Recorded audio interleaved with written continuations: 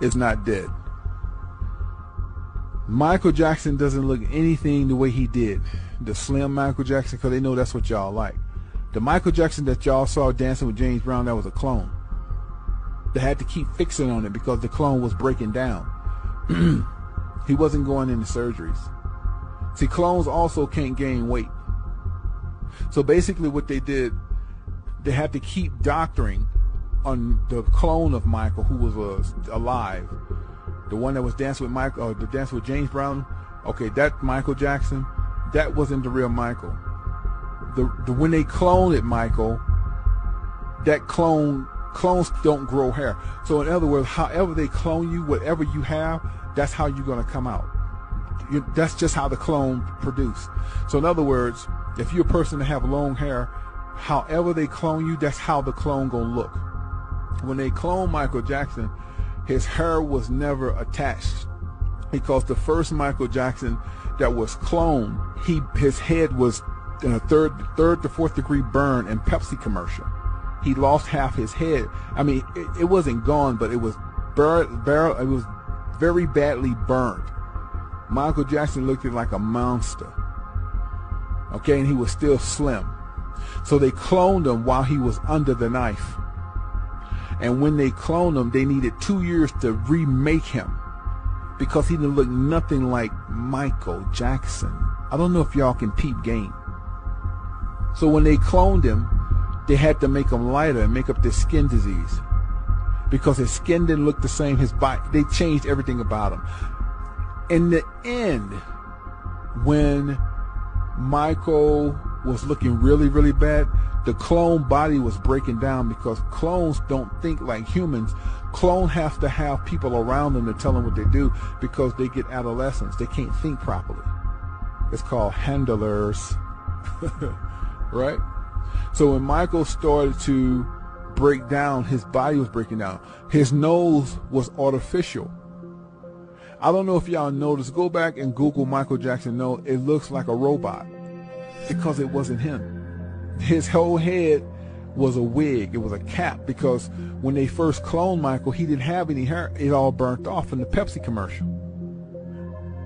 They put Michael in a capsule and cloned it. Brought him back 2 years as the clone, and Michael Jackson was watching all of this like, I can't believe they're doing this. So what happened to Michael? He just lived his life.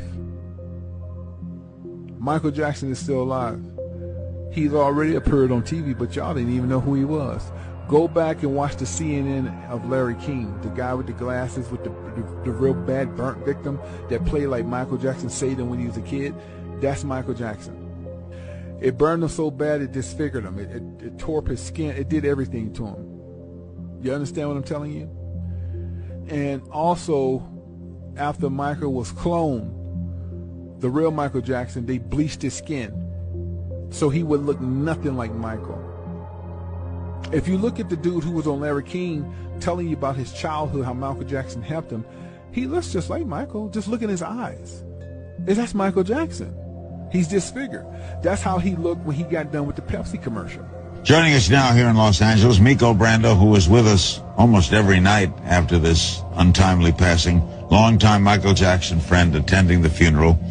And Dave, yes, that's his name, Dave. He was David Rothenberg.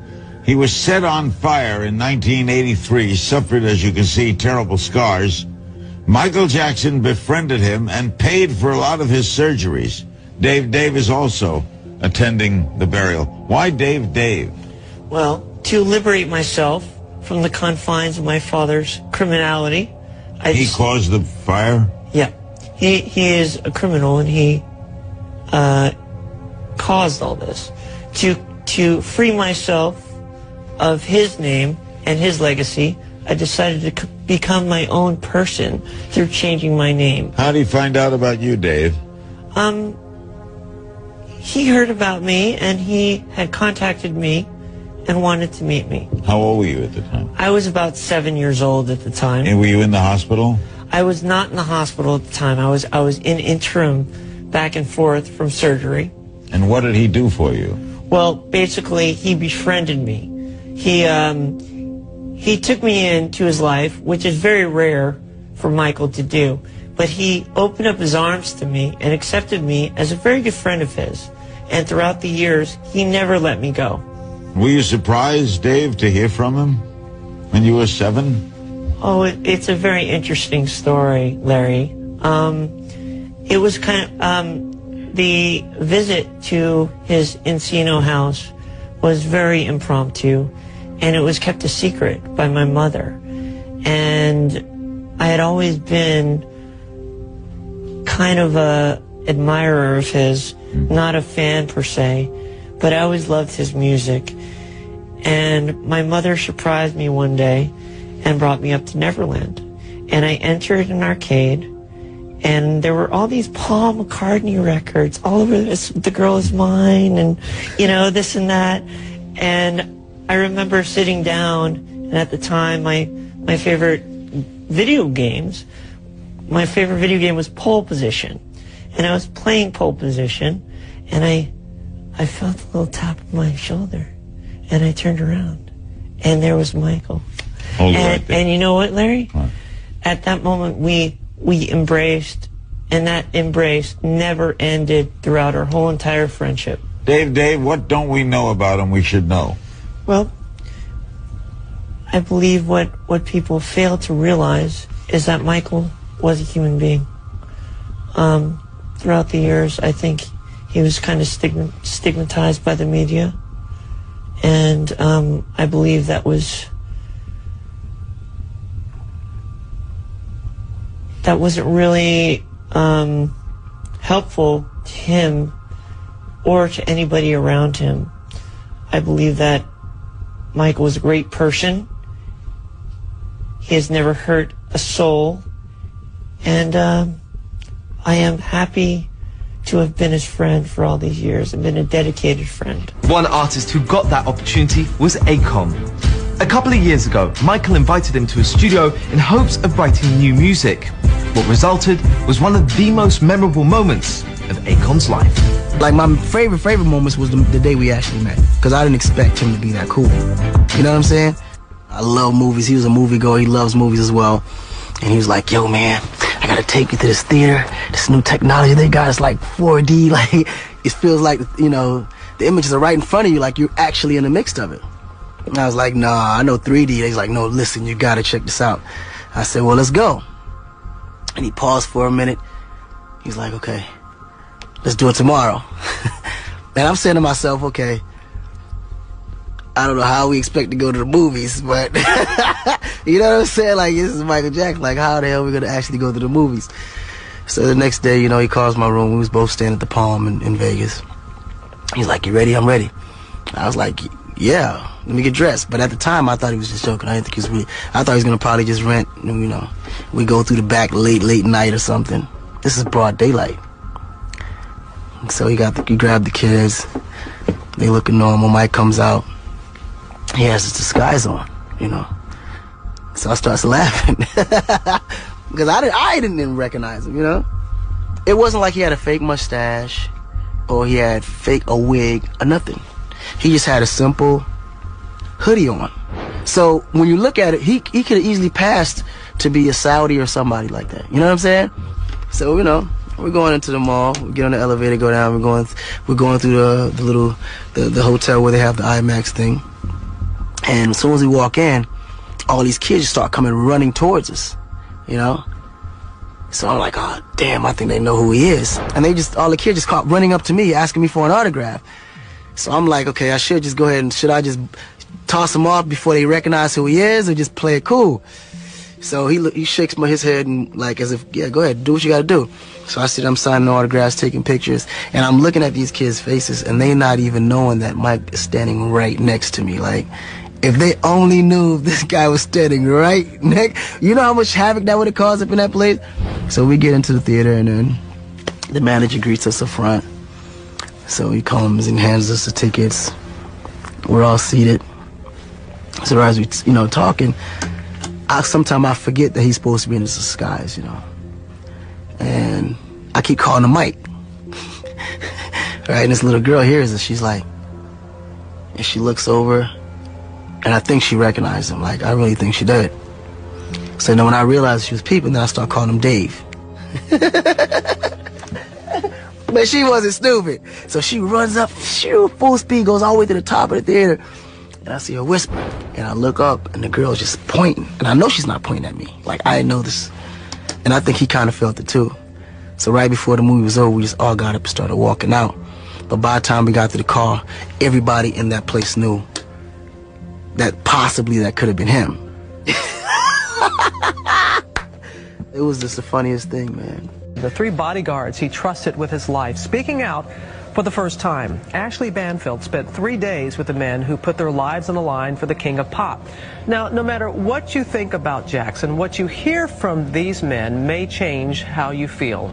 As for Michael's sometimes bizarre appearance, they say these bandages had nothing to do with secret surgeries. Was he concealing an injury with those bandages? No. That disguise to him was the burn victim look. Just it was a disguise? It was a disguise to him. When you saw him coming downstairs, getting ready to get in the car with the bandages, what did you think? Something's up with him. Yeah, what's going on? Yeah, something's up. Did you ever tell him? How could you tell him that? Right. He's coming down with a kid, so we can't say, like, what the hell you got on, sir? They didn't come around much. And when they did come, they came unexpected. And we would make Mr. Jackson aware that, you know, one of your family members is outside the gate, would like to see you. And he would sometimes ask, do they have an appointment? Michael would ask if his family members had appointments? Yes. When his father came, he was like, does he have an appointment? But they say that didn't stop Michael's youngest brother, Randy, from trying. There was another occasion when Randy came to the house and crashed the security gate with his vehicle. I drew my weapon on him, and first thing out his mouth was, get that gun out of my face or I'm calling the press, which took me back. Unbelievable.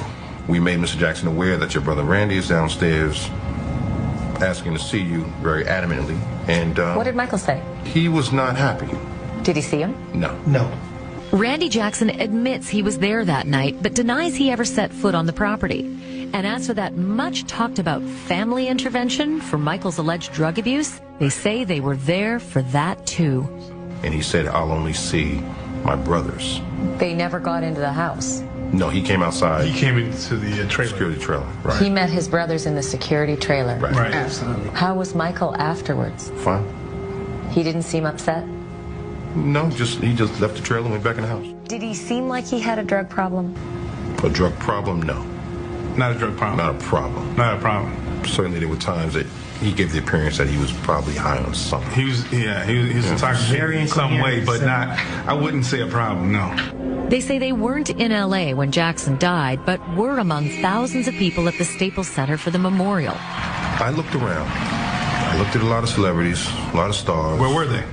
And it just made me just wonder, where were they? Or where were they? Were these some of the people that turned their back on him after the second trial? The guy was so lonely. Where were they? And I just wanted to say I love him so much. To see Paris on that stage. It's unbelievable. It's unbelievable. That hurt me. I don't even want to talk about it. Yeah, It was a quiet ride home. And Dave, yes, that's his name, Dave. He was David Rothenberg. He was set on fire in 1983, suffered, as you can see, terrible scars. So as we, talking, sometimes I forget that he's supposed to be in this disguise, And I keep calling him Mike. Right, and this little girl hears it. She's like, and she looks over, and I think she recognized him. Like, I really think she did. So then when I realized she was peeping, then I start calling him Dave. That disguise to him was the burn victim look. It was a disguise? It was a disguise to him. So he grabbed the kids. They looking normal. Mike comes out. He has his disguise on, How did he find out about you, Dave? He heard about me, and he had contacted me. Songs come at the strangest times. I could be walking through a park or something, and it'll just hit you. Every time I get a platinum album, it's never taken lightly on my behalf. I'm always honored, and it's great thanks, They looking normal. Mike comes out. He has his disguise on. That disguise to him was the burn victim. And Dave, yes, that's his name. So then when I realized she was peeping, then I start calling him Dave. When you go about writing, what happens? Songs come at the strangest times. I could be walking. How do you find out about you, Dave? He heard about me and he had contacted me.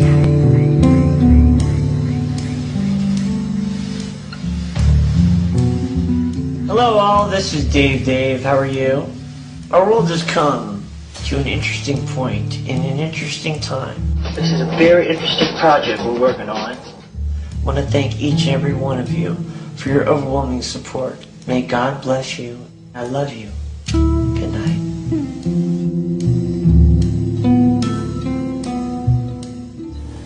Thank you very much for all of your support, and may God bless you all. I love you. Goodbye.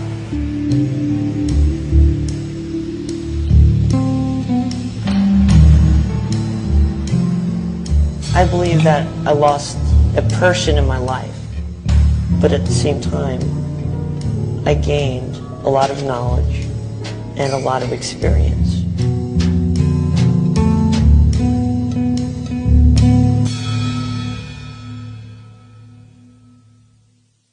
To his Encino house. I think I was at the Encino house. To his Encino house. I think I was at the Encino house. To his Encino house. I think I was at the Encino house. Encino house. The Encino house.